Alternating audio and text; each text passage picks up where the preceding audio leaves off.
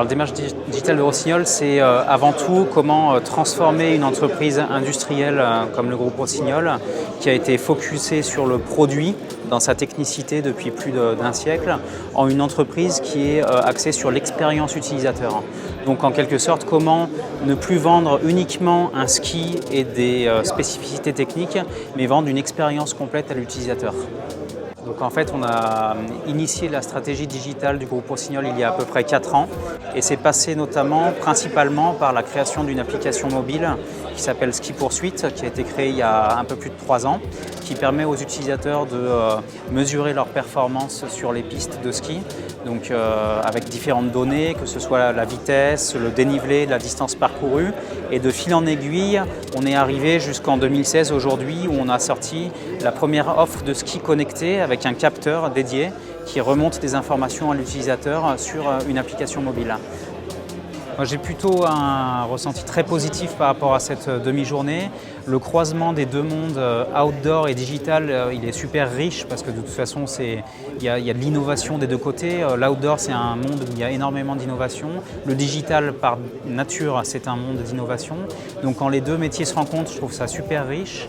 Alors c'est la société, c'est Pulsecare. Nous sommes spécialisés dans l'analyse physiologique, que ce soit au niveau cardiaque, cérébral ou musculaire. Et donc on travaille principalement avec le sport de haut niveau ou la santé. On fabrique des capteurs, des logiciels qui vont en fonction de la typologie des clients être adaptés au marché. Par exemple, quand on travaille avec les clubs professionnels, on a des systèmes de télémétrie qui permettent de suivre tous les joueurs en même temps, par exemple sur le 15 de France ou sur l'équipe nationale d'Angleterre, pendant le match pour donner un niveau de fatigue, par exemple, au staff. Inversement, quand on travaille avec des médecins, on va donner par exemple un électrocardiogramme pour voir s'il y a des incidents cardiaques pour un patient. Donc on adapte vraiment les capteurs et les logiciels à des besoins spécifiques de nos utilisateurs. Société EVK, on fait des mannequins robots évolutifs et connectés avec des logiciels de calibrage morphologique. L'intérêt, c'est de faire du prototypage à la taille exacte et à terme de se déployer sur la vente sans essayage.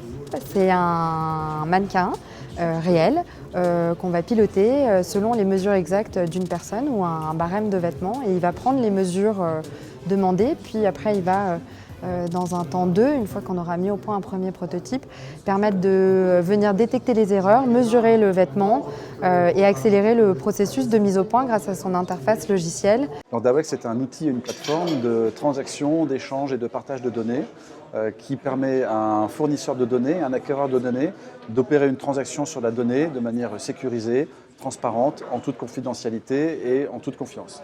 Et donc on a développé Dawex avec vraiment l'objectif de rendre accessible à n'importe quelle entreprise dont ce n'est pas le business principal, de faire de la transaction de données, c'est-à-dire de l'acheter, de l'échanger, de l'acquérir et d'en faire un revenu complémentaire pour les entreprises dont ce n'est pas vraiment le métier et un revenu stable pour les entreprises dont c'est vraiment le métier. Donc évidemment, lorsqu'on s'engage dans la transaction de données, dans la monétisation de données, il y a toute une problématique amont, comment je prépare ma donnée, quelle est ma stratégie de vente de données, quelles sont mes offres de data et finalement, comment je vais développer mon business de données sur le long terme. Et Dawex intervient également dans cette préparation jusqu'à la transaction, jusqu'à trouver des clients acheteurs de données.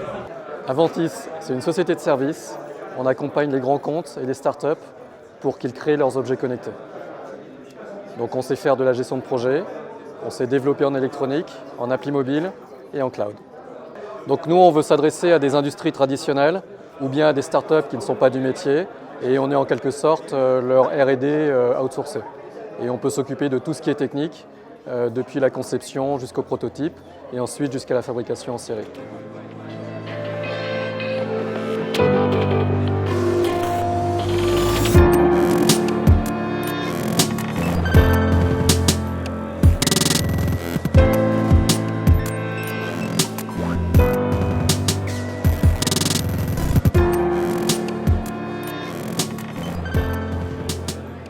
ITCOM, on est spécialisé dans tout ce qui est solutions de formation à distance, ce qui s'appelle le digital learning. Aujourd'hui, nous avons 3 offres en fait, qui permettent de couvrir la totalité des besoins en digital learning. C'est-à-dire que nous avons une offre sur mesure qui s'appelle IDEAL, qui permet de répondre à toutes les problématiques qu'un client peut rencontrer.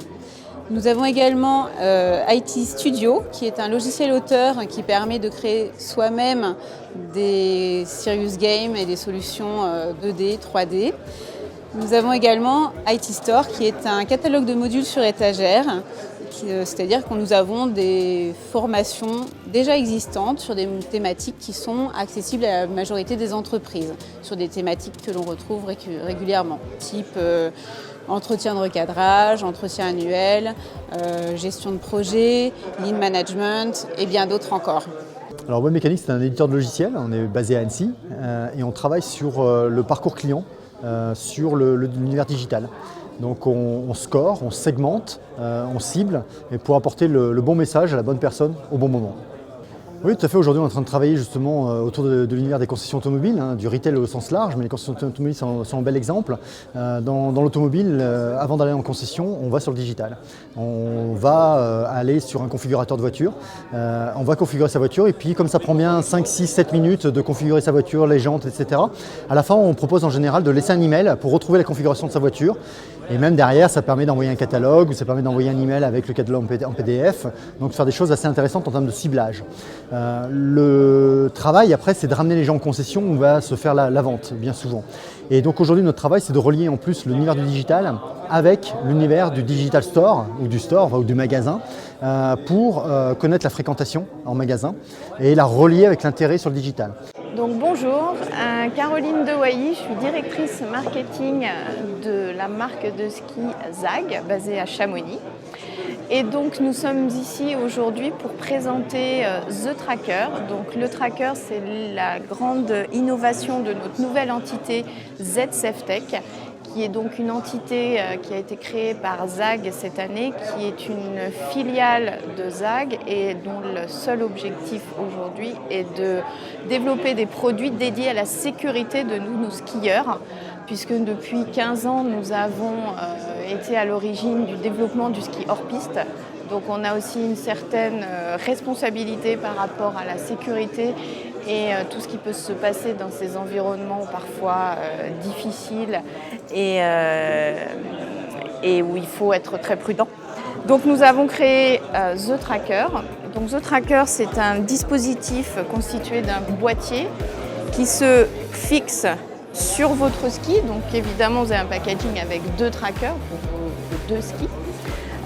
Une fois que ce dispositif est fixé sur votre ski, donc vous pouvez, et que vous avez téléchargé l'application sur votre téléphone, vous pouvez partir en toute sécurité, en toute liberté dans de champs de poudreuse.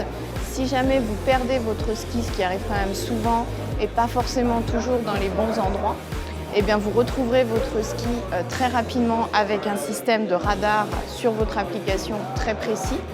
Donc vous resterez le moins de temps possible dans des zones éventuellement exposées ou dans des zones qui peuvent être dangereuses. Et puis fini la galère de rentrer en station avec un seul ski. Donc E-Bike Labs, c'est une société qui a été créée à Grenoble l'année dernière. On développe une solution connectée pour les vélos à assistance électrique. Où l'idée, c'est aujourd'hui, si on est à pied ou en voiture, dès qu'on doit aller quelque part, on va utiliser Google Maps qui va nous dire par où passer, en combien de temps, etc. Nous, on développe une solution connectée qui s'appelle E-Bike Maps, qui va permettre à l'utilisateur de vélo électrique de savoir par où passer, en combien de temps. Et en plus, on va gérer pour lui sa batterie pour qu'il soit sûr d'arriver à destination sans tomber en panne. Parce qu'une des difficultés sur le vélo électrique, c'est la batterie, c'est lourd, c'est cher et c'est inconsommable, il faut le renouveler régulièrement. Donc d'un côté, on a envie de minimiser sa taille pour ne pas avoir tous ces inconvénients, mais quand on rétrécit la taille de la batterie, après on est inquiet de tomber en panne. Donc nous, on amène une solution pour garantir aux gens de toujours arriver sans tomber en panne.